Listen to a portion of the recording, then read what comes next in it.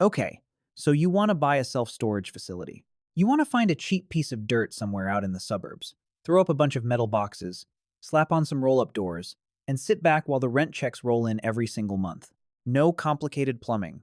No tenants calling you at 2 a.m. complaining about a backed-up toilet. No appliances to fix. No drywall to patch. No carpet to replace.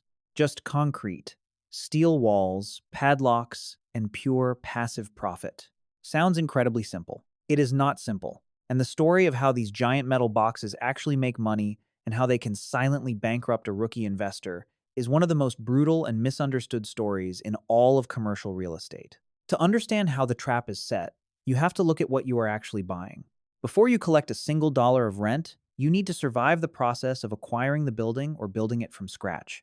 And here is the first reality check. Building a modern storage facility is obscenely expensive, and local governments absolutely despise them. Building one from the ground up, pouring thousands of yards of concrete, erecting massive steel frames, installing commercial-grade climate control systems, hardwiring security cameras, and setting up electronic access gates can easily run into the tens of millions of dollars. But the cost of steel and concrete isn't actually your biggest hurdle. The biggest hurdle is zoning laws and municipal politics. Cities do not like self-storage. Why? Because they take up prime commercial real estate along busy roads, but they create almost zero new jobs. A massive 100,000 square foot facility might employ two people, a manager and a part-time janitor.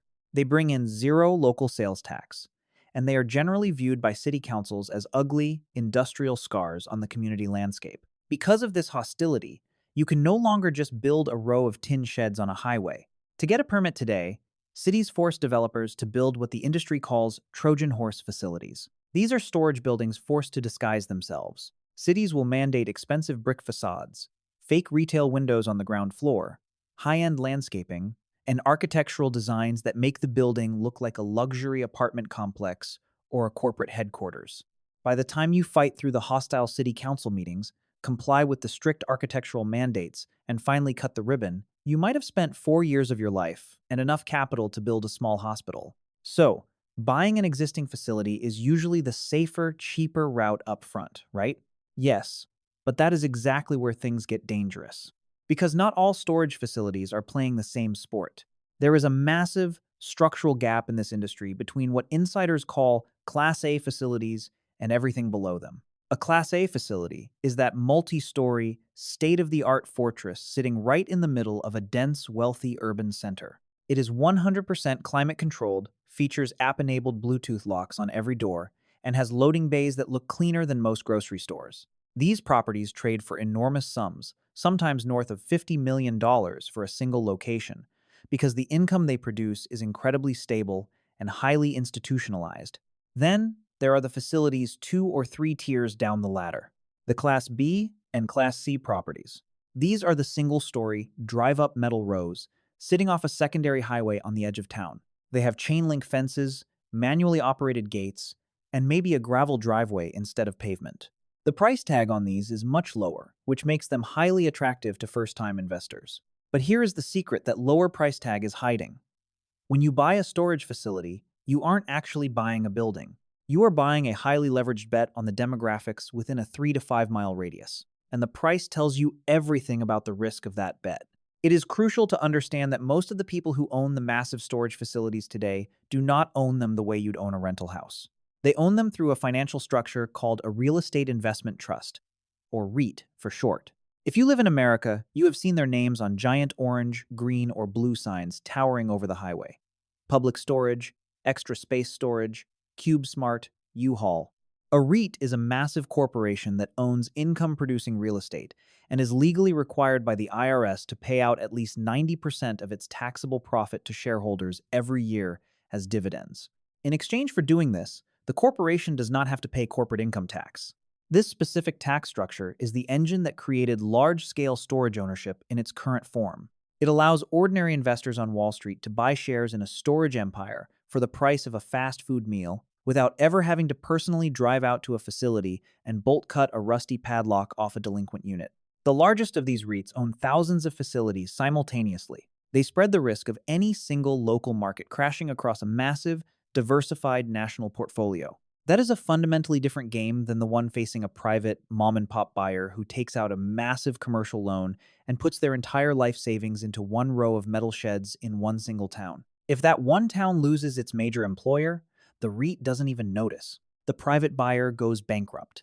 Let's assume you've analyzed the demographics, settled on a mid-sized facility, and the purchase price seems fair.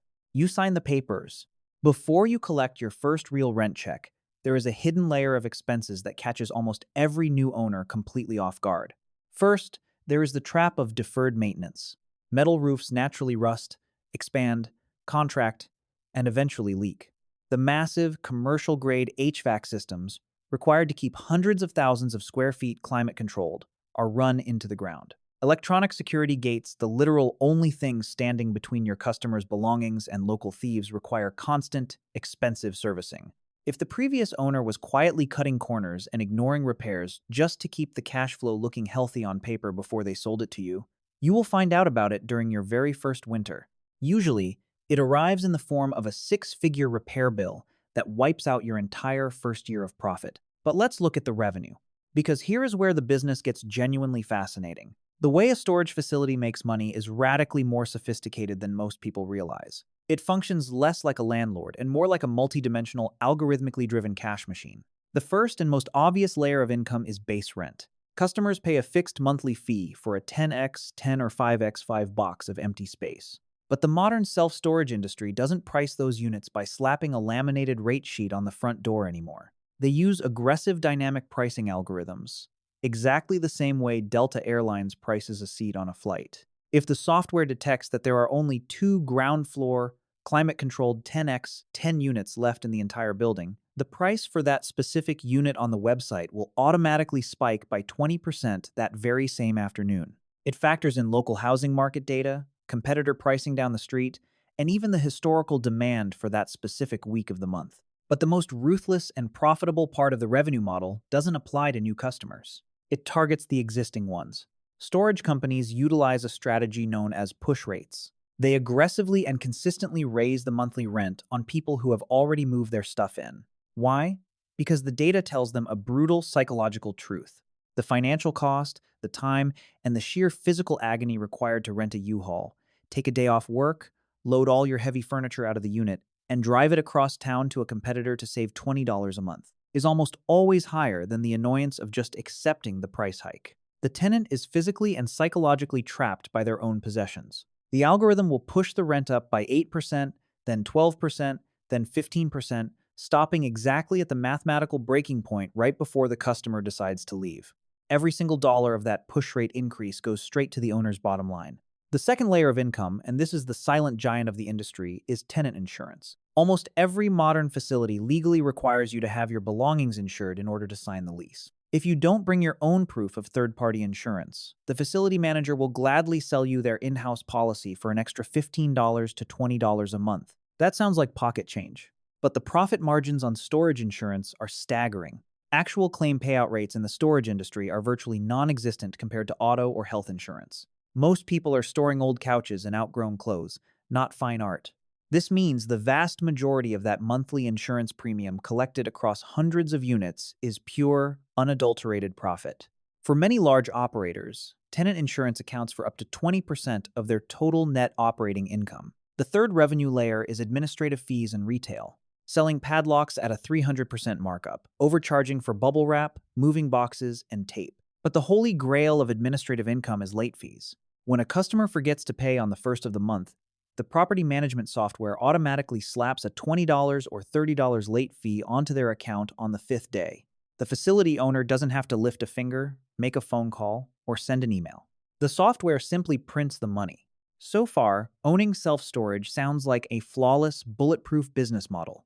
A machine that prints money from 4 different directions while the owner sleeps. Now, it is time to look at the other side of the ledger, because the costs of running this machine are climbing at a terrifying rate.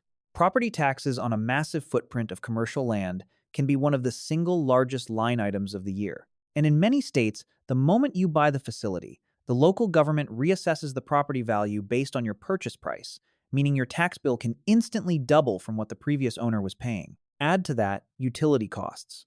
Keeping over 100,000 square feet of space, climate controlled 24 hours a day, 7 days a week, through the dead of winter and the peak of a summer heat wave, requires astronomical amounts of electricity. But the scariest cost, the one quietly suffocating independent mom and pop operators, is customer acquisition cost. The digital bloodbath of Google Ads.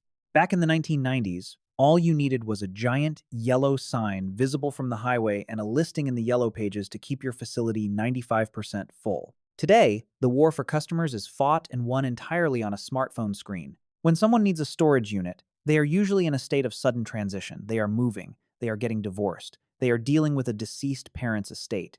They don't shop around. They pull out their phone and type storage near me into Google.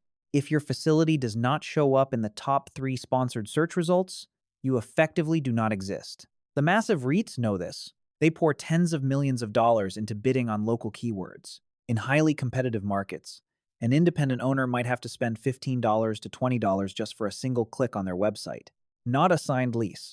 A click. The actual cost to acquire a signed customer can range from $60 to over $120 in digital marketing spend. If you do not have the cash reserves to burn on digital ads, your building will sit completely empty, no matter how big your highway sign is. And this leads us to the most brutal structural trap in the entire industry: oversaturation. Unlike an e-commerce brand that can sell to the whole world, your customer base is hyper-local. Industry data proves that customers will almost never travel more than 3 to 5 miles to visit their storage unit. The radius is tiny. This means your entire financial model, your entire net worth, depends entirely on no one else building a better facility within that 5-mile circle. Let's walk through a real-world scenario of how this destroys operators. Imagine you own a slightly older Class C facility. It's performing perfectly. You are sitting at a healthy 92% occupancy. The cash flow is paying your mortgage. Life is good. Suddenly, a massive institutional developer buys an empty lot just 1 mile down the road. They spend 2 years building a 3-story, state-of-the-art, fully climate-controlled Class A fortress. To fill their massive new building quickly, they launch an aggressive marketing campaign. First month for $1, backed by a $50,000 local Google Ads budget. Every single piece of new storage demand in your zip code gets vacuumed up by the competitor. Your occupancy rate starts to slide to 85%, then 75%. To keep the tenants you do have from leaving, you completely freeze your rent increases. In fact, you might have to slash your prices just to compete with the new shiny building down the street. Meanwhile, your property taxes just went up. Your property insurance premium skyrocketed. Your software fees and payroll haven't dropped a single cent. Rising vacancy doesn't just mean lost rent from empty units. Because your fixed costs are so high, a 15% drop in occupancy can completely wipe out 50% of your actual profit margin. This is exactly the playbook big players use to squeeze independent operators to the brink of insolvency, forcing them to sell their properties for pennies on the dollar. To understand why this industry continues to survive, expand, and generate billions despite these massive structural risks, you have to look at the foundational DNA of its demand. The self-storage industry isn't necessarily tied to a booming economy, and it doesn't crash during a recession.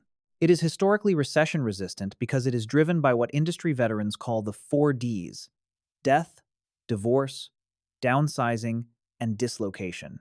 When an elderly family member passes away, the grieving family needs an immediate place to put a lifetime of estate belongings while things get sorted out. When a marriage falls apart, one spouse usually has to pack up and move out of the house in a matter of days. When the broader economy turns hostile and families are forced to sell their large suburban homes and downsize into cramped apartments, they desperately need a place for their excess furniture. This is an entire multi-billion-dollar industry built on the foundation of human disruption. People do not rent storage units because they actively want to. Nobody dreams of paying $150 a month to store boxes they haven't opened in 3 years. They rent them because life forced their hand. The industry monetizes transition, stress, and crisis. But there is one final, massive illusion about this business that needs to be permanently shattered. Thanks to a decade of reality television shows, a huge portion of the public believes that when a tenant stops paying their rent, the facility owner gets to grab a pair of bolt cutters, host a highly dramatic auction, sell the hidden treasures inside to eccentric bidders, and make a fortune.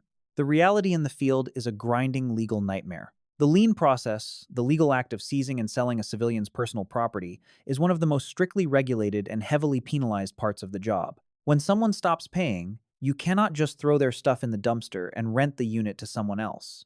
You have to follow incredibly strict state-mandated timelines. You have to wait out the initial default period. You have to send expensive, certified letters to the tenant's last known address. You are legally required to pay out of pocket to publish public auction notices in local newspapers for consecutive weeks. This entire compliance process can take anywhere from 60 to 90 days. During that entire quarter of the year, that specific storage unit is locked up, completely useless, and generating zero revenue. And when auction day finally arrives, 95% of the time, there is no antique mahogany furniture, no forgotten classic cars, and no hidden art inside. There are heavily stained mattresses, boxes of moldy winter clothes, broken CRT televisions, and literal household garbage. The professional auction buyers look at it and bid $10 for the whole room. And if the unit is so worthless that no one bids on it at all, the legal burden falls back on you. You, the owner, have to pay out of your own profit to rent a commercial dumpster, hire a crew, and physically haul that trash to the dump just so you can finally sweep the concrete floor and lease the unit to a paying customer again. Storage auctions are not a hidden bonus profit center. They are the absolute worst loss leader in daily operations. So, does owning a self-storage facility actually work as an investment? The honest answer depends entirely on your capital reserves, your exact physical location, and your timing. And the gap between a massive success and a quiet failure is enormous. In the optimistic scenario, you own a fairly priced facility in a growing suburban market with incredibly high zoning barriers. The city council strictly refuses to issue permits for any new competitors to build near you.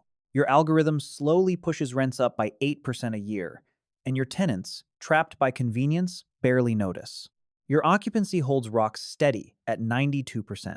The base rent, the high-margin insurance premiums, and the automated late fees create a massive, highly predictable cash flow engine every single month, while the underlying commercial real estate appreciates in value.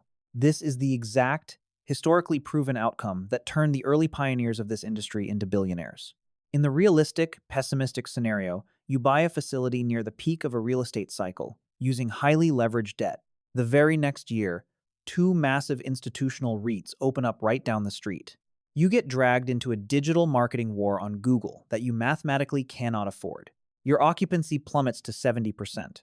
The tenants that stayed are constantly late on payments. The heavy legal costs and dumpster fees from clearing out abandoned units eat up what little operating profit you have left, all while your property tax bill climbs higher every single year. Neither of these scenarios is exotic or theoretical. Both of them happen every single day across the country, sometimes to properties sitting in the exact same zip code. A storage facility looks, from the outside, like a passive, empty metal box. But from the inside, it is a tightly wound, algorithmically optimized financial system designed to squeeze every last drop of margin out of human inertia. You aren't really in the real estate business. Nobody is paying hundreds of dollars a month for a corrugated steel wall and a concrete floor. What they are actually paying for is to buy a sense of delay, a physical space to safely hide the decisions they simply aren't ready to make yet.